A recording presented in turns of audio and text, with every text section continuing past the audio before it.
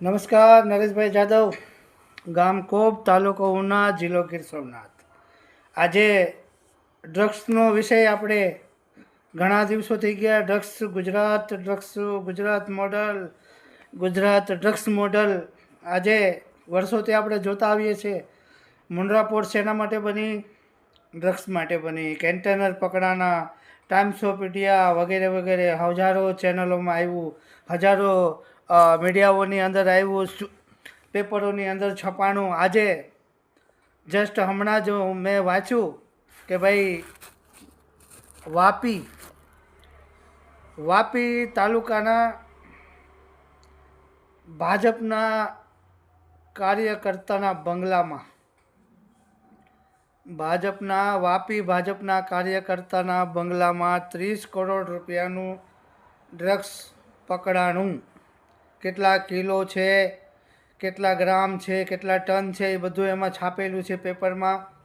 આ કોઈ મારી કાંઈ વાત હું મારા અંગતની નથી, આ તો પેપરમાં છપાઈને આવ્યું. એટલે એવું લાગ્યું કે પેપર બહુ ઓછા વાંચે માણસો, એટલે એક વિડીયો બનાવી અને ચેનલમાં ચડાવીએ અને બધાને થોડી માહિતી આપીએ.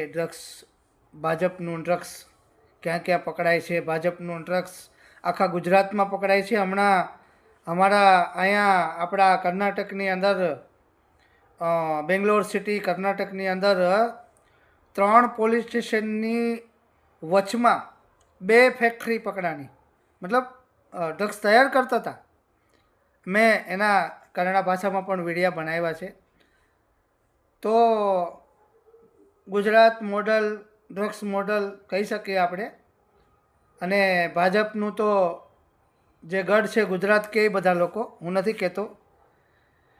પણ હવે આજે જે ડ્રગ્સ પકડાનું છે એ વાપીમાં પકડાનું છે અને ભાજપના કાર્યકર્તાના બંગલામાંથી પકડાનું છે.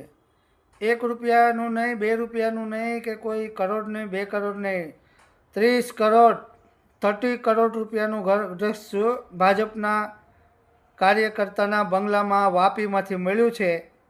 એ પેપરનો ટુકડો પણ મારી પાસે છે.